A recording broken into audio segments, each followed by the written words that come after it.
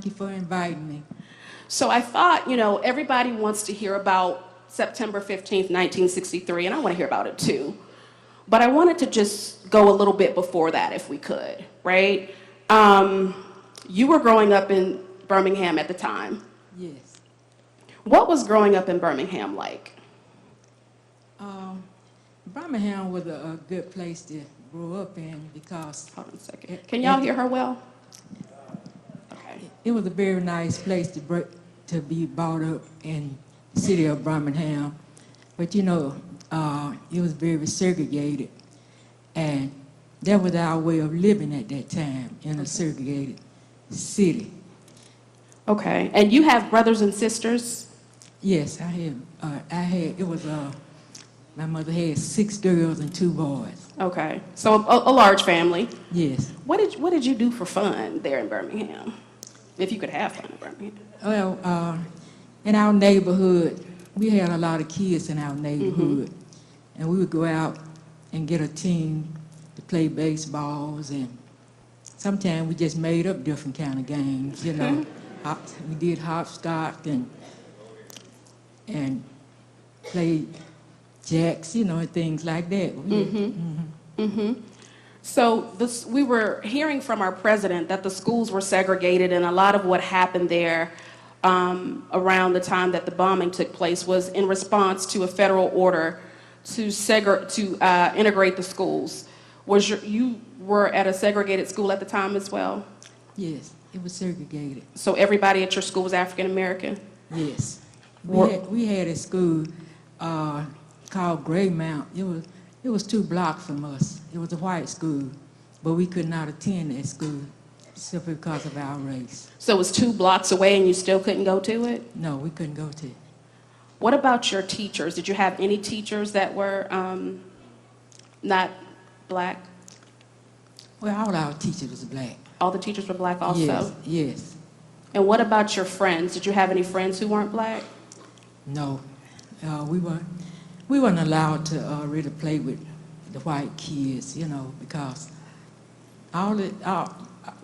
living in Birmingham, we stayed in different communities, and some of the people in our community was white because we stayed about 2 blocks from where the white lived since it was a white school, but we didn't play together.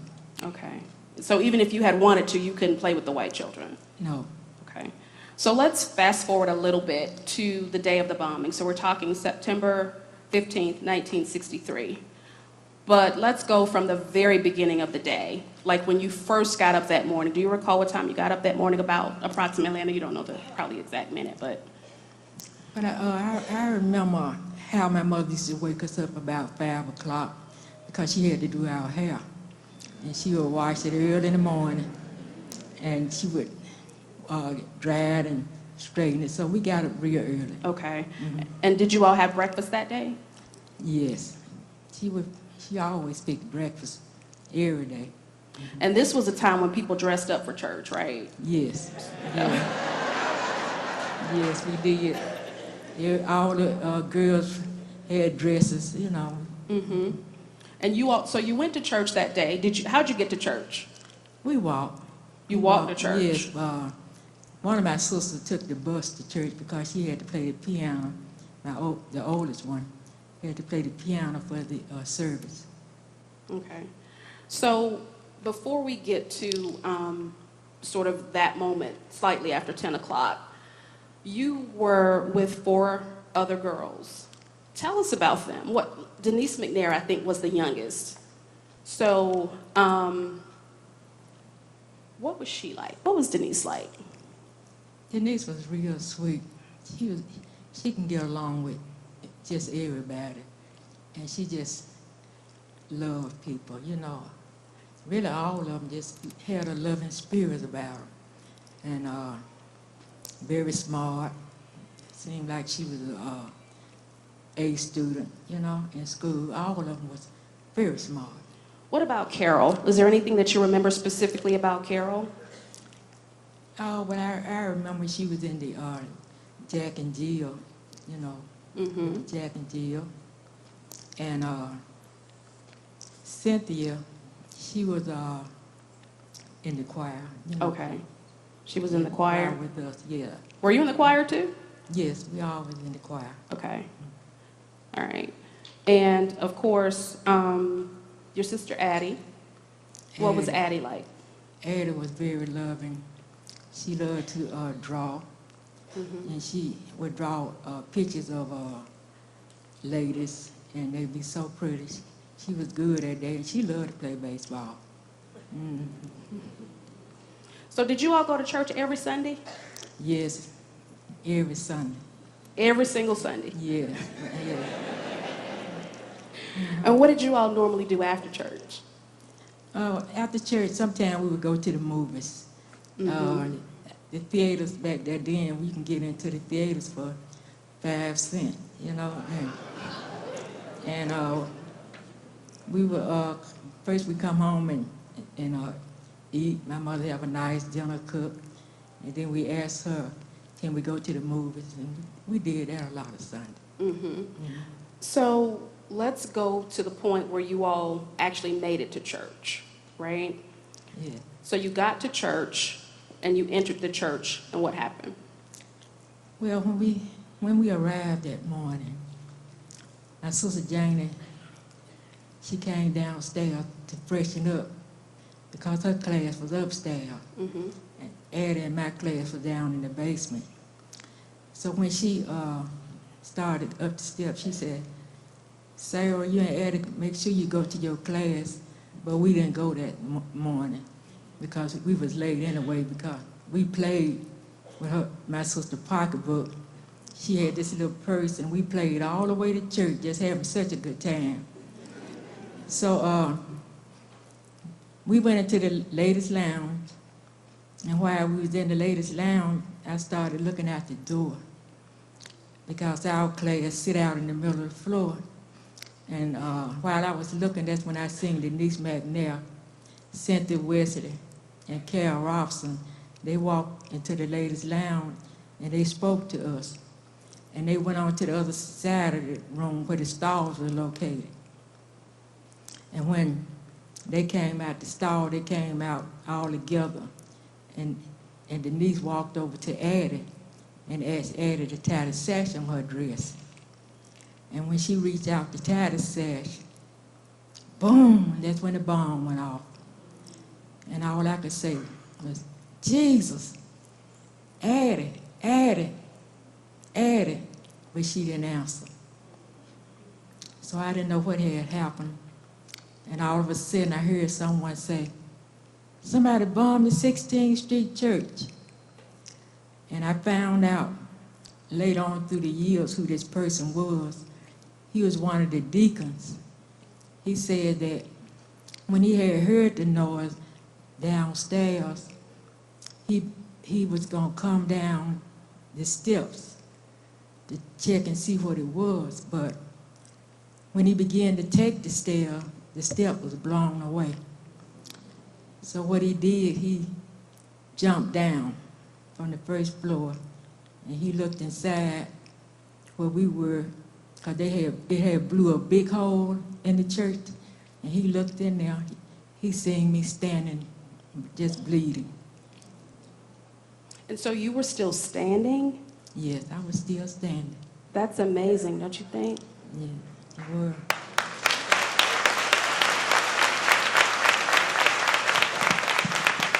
So just to paint a really clear picture, because when we see the photographs and we see just how the devastation of it all, everybody is in sheer amazement that you survived, and I think you probably already know that.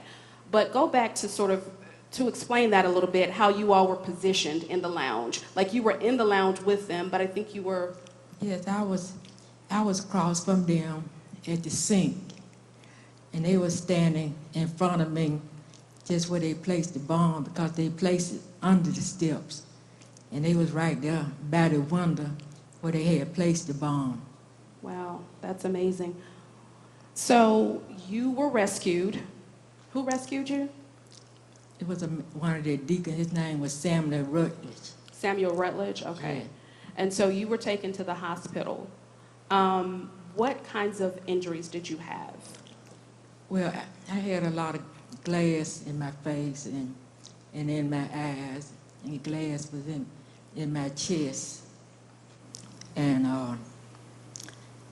when I arrived at the hospital, that's when I got there, the doctor told me that it was a nurse or whoever it was, because I couldn't see who it was because I was blind.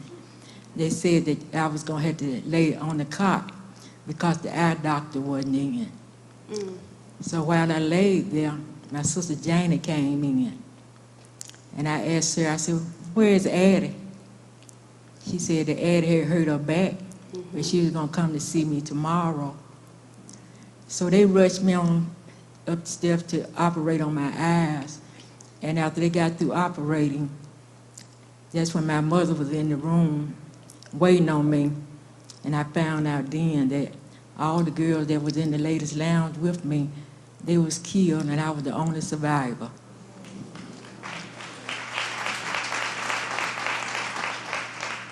So do you have any long-term physical injuries? I know you said you had glass in your eyes at the time of the explosion. Oh, yes. I lost my right eye in the bombing. And my left eye had glass in it. And I still have a piece of glass in it now, but my doctor won't take it out simply because since I have just one eye, they don't want to remove it. Right. And you were in the hospital for a while, right? Yes. And so that meant that you missed Addie's funeral? Yes, I wasn't able to go to Addie's funeral since I was in the hospital, because I was in the hospital for a month and 28 days, so I Wow. couldn't attend it. Okay. So let me ask you a question. We talked about the physical injuries that you had. Tell the audience a little bit about how it affected you emotionally, though, to be in a bombing. Well, it affected me pretty bad because when I was going to school, I was an A student. And when I came back to go to school, my grades had dropped. So I was making D's and C's. So because people didn't understand how a bomb affected a child at that age. And I had a very nervous condition, and I had a lot of fear. Yeah, you were afraid a lot and anxious. Yes, very. And Dr. Martin Luther King Jr. did the eulogy for the girls, is that right? Yes, he did. And so he was often at 16th Street Baptist? Yes, he would come to 16th Street Baptist Church, and that's where the Christian community, Christian community would have their meetings, and they would meet at the church. So it wasn't a coincidence then that they bombed the 16th Street Baptist Church, because that's where a lot of the civil rights meetings were held? I think that's why. So let me ask you this. We talked about you losing your sister and your physical injuries, but I would imagine that whole ordeal had a profound effect on your mom. I mean, she's grieving the death, the loss of one daughter, but simultaneously and at the same time in that, trying to nurse you back to health.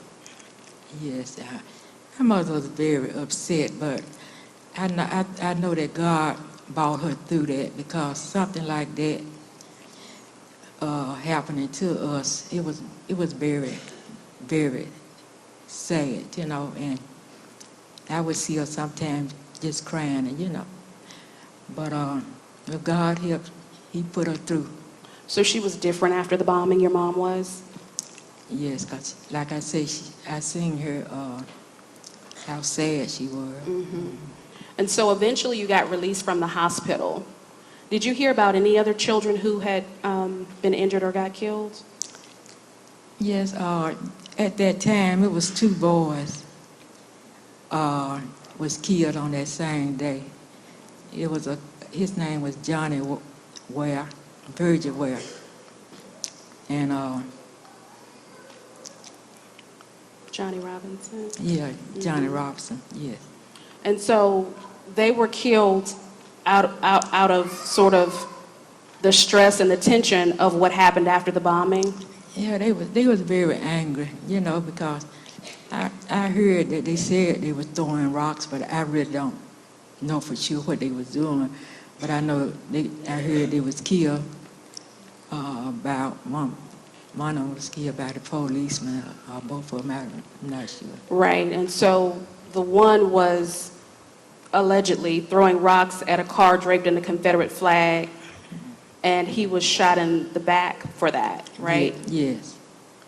And he did not survive. No.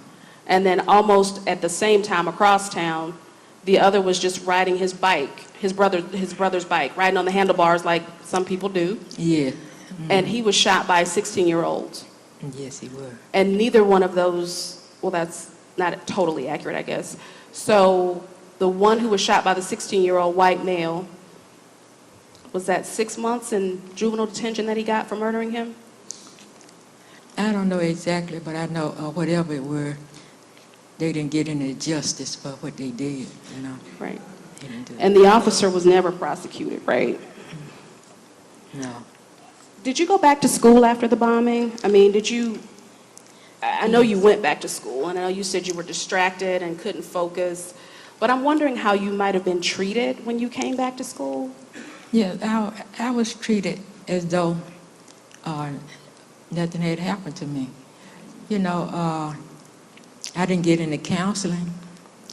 I just went back to school, and when I got there, the way the kids act, they act as if they didn't know I was in a bombing. They still treated me the same, you know.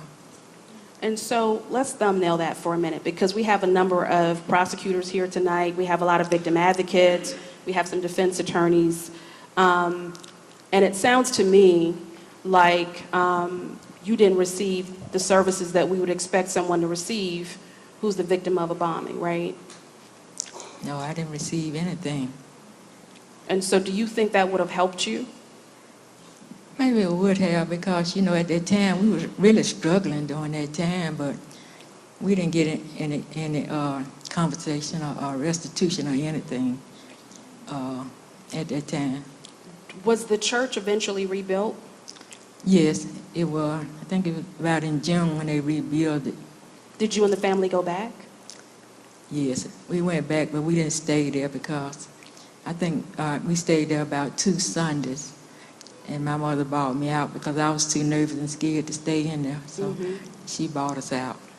And we talked about, I'm glad you mentioned your mom again, we talked about the effects that it might have had on your mom. What about your siblings who survived? Were they different after the bombing? I know one of my sisters was. She just couldn't take it because she had to identify Addie's remains. She said when she seen Addie, the only way she recognized her was by her shoes she had on her feet. And I think she kind of lost, you know, she kind of lost it a little bit because that was something, you know, a little child should never have seen. And she wasn't no more than about 16 or 17 years old when she identified Addie's remains. So did she, were there any attempts made to get her any help, or? No. She didn't get any help No, either? she didn't. I remember her telling me that when she was going through all that, they just put her in the hospital and started giving her shock treatments. And that didn't do her any good. Right. So you had dreams of becoming a nurse. Yes. Right. Do you think that that dream would have come true, perhaps, if you hadn't gone through all this? I think so. Because like I said, I was a A student, but I couldn't function like that anymore, you know, because it did something to me. It shook me up real bad. Were you angry after the bombing? Yes, I was. I was angry. And did you act out at all? No, I didn't act out at all. I was just always wondering to myself how a person would put a bomb in a church and kill innocent kids like that.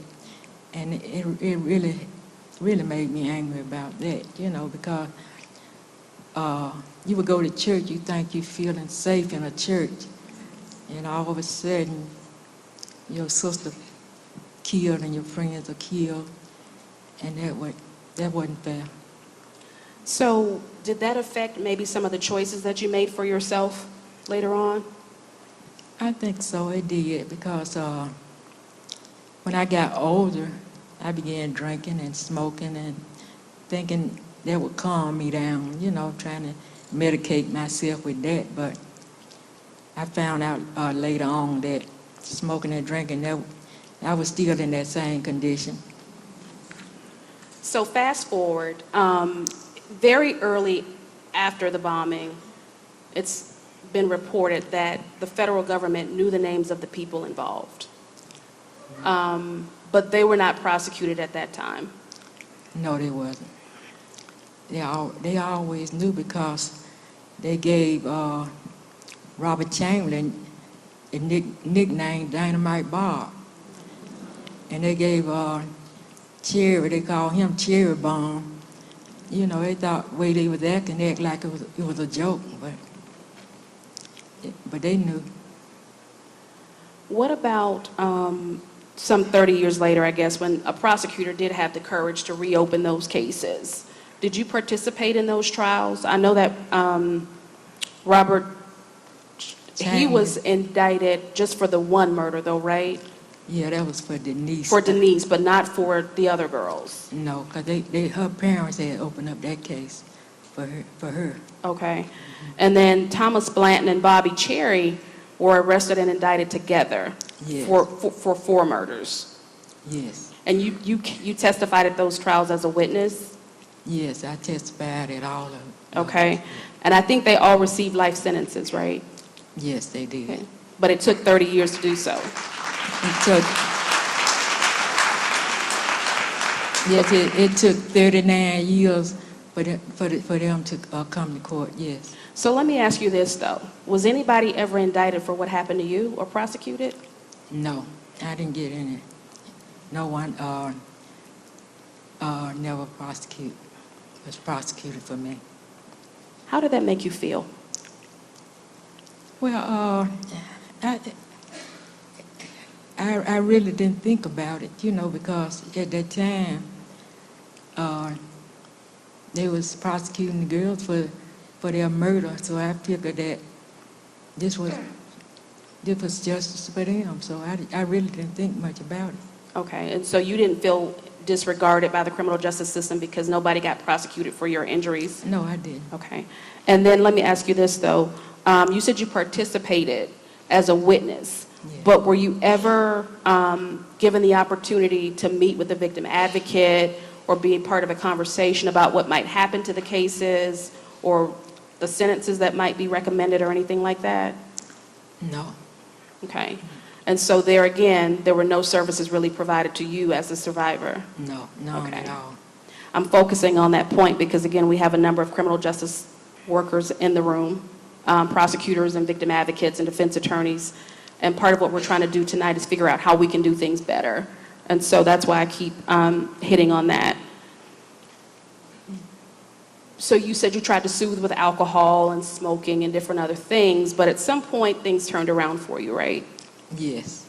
I remember going to this church, and Apostle was talking about getting saved, and I got my life right with God.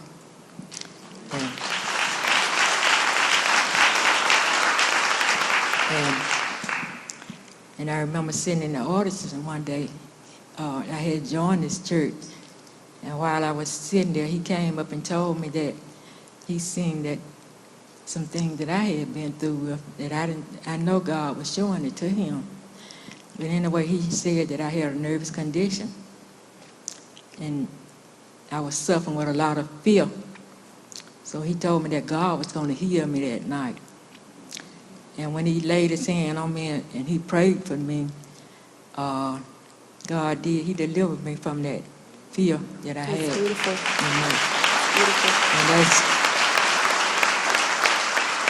And that's why I can get out now and I can talk about it, because at first I had too much fear in me, and was too nervous to really get out and talk to the people about that day. So you said that God changed your life. Just to give the audience some perspective on time, about how long after the bombing did it happen where you were not as nervous and able to get out and talk about it? I was in my late 40s. So it took a long time. Yeah, it did. And it took a long time without services and therapy and counseling and any of that. Yeah, it took a while. Did any of this ever shake your faith in God? I know you're a very spiritual woman now, but was there ever a time when you questioned God about why the explosion happened, or even why you're the one who survived it? No, I never did question that, because I knew for myself when I seen how the church was blown up and how bad it was, I know it was God that brought me out of there that day. Mm-hmm. But I never did. After the bombing and so on, and you all went to a different church, you and your family, you didn't go back to 16th Street, you got involved in another church. Were you all active then in the things that were still going on and trying to win rights for blacks in Alabama or any of that? Yes, I remember my mother. She and this preacher got together, and they began to picket this store over there by Kroger's, and she had us out there too, picketing, because Kroger's wouldn't allow black cashiers, they wouldn't allow black workers in their store. So we would go out there and we would picket Kroger's, and they got out of town and moved out. I remember that. And I just want to emphasize that for our audience though, because the time that you're talking about is even after the bombing. So Yeah. after your mom has lost her daughter, after she's nursed you back to health, she was still willing Yes. to get up and be part of the struggle. Yes, she was. Okay.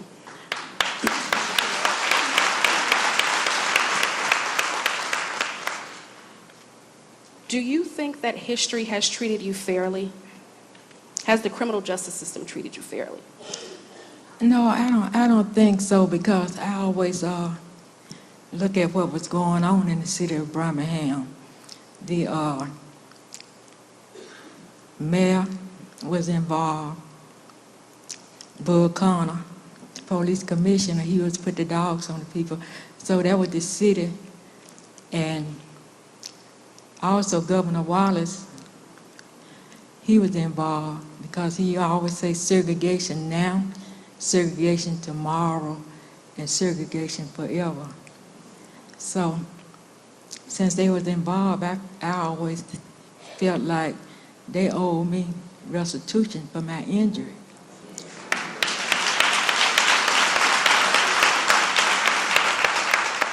You've been through a lot there in Birmingham, a lot. Did you ever think about leaving? Well, I wanted to leave, but at that time, especially when I was younger, we didn't, all of my friends, they would leave and go, when all this stuff was going on in the city of Birmingham, they would leave and go to different cities, because they had family, they can go move in with, but we didn't have anyone to move in. But I always wanted to leave, but I know now, since I've been in Birmingham, it's a better place, to live now. So you never thought about leaving as an adult? No. Things turned around and you met who I always affectionately call your prince, your king. Mm-hmm. And let me tell the audience this. You cannot get to Miss Sarah without going through Mr. George. Let me just let you know that.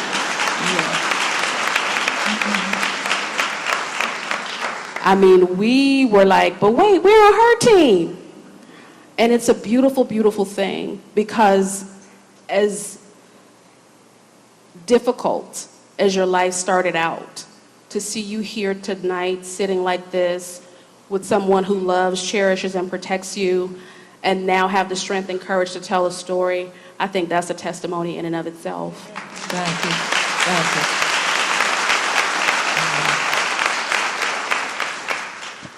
Why do you think you survived? Well, I think I survived because God wanted somebody to tell a story, and because I seen a lot of people that tell the story, but they don't tell the story right. And God spared me to really tell the story because that's a very important story and should be told right. It is. It most definitely is. So what's your life like now? Well, I live a comfortable life, me and my husband. Really good life. I don't have any worries or anything because I met my husband, we went to school together. We graduated in '69 together, and God just put us together through the years. So I think I have a very nice life with him.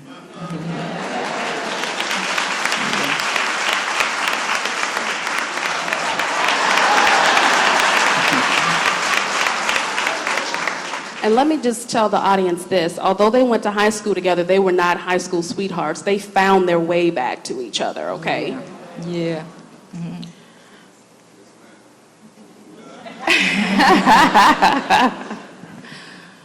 So in thinking about sort of what this night is supposed to be, and we've talked about it a little bit. We sat with you in your home in Birmingham, Dr. Rita and I. And I told you I would pose this question because I think sometimes it's better coming from somebody who actually has been through something, What do you need these young people and this audience to know? What is it that you want to tell them? Not a question that I would ask necessarily, but something that's on your heart that you need to let them know. Well, our young people need to know that the freedom that they have now, a lot of people was killed and a lot of people was injured for them to have that freedom that they have today. And they shouldn't.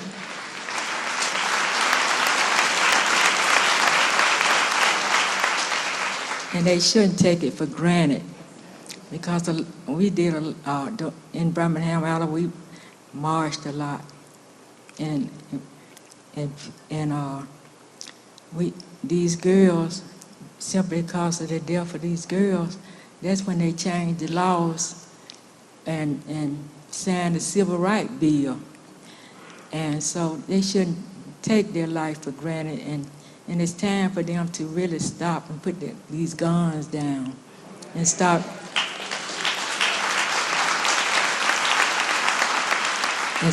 killing each other. Back there during our time, the white was killing us, but now it's so bad just to see now how we are killing each other. So they need to put these guns down and get out. When it's voting time, get out and vote.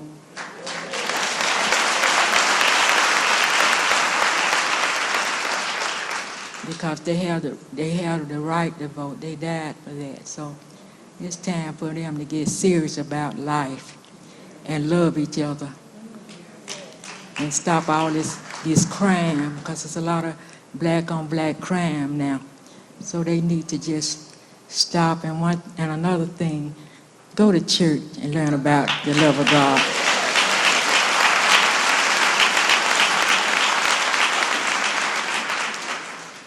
Learn about the love of God, because what they are doing now, they are giving the devil their life. And it's time for them to come out of their way of living and turn to Jesus, because Jesus is the only way.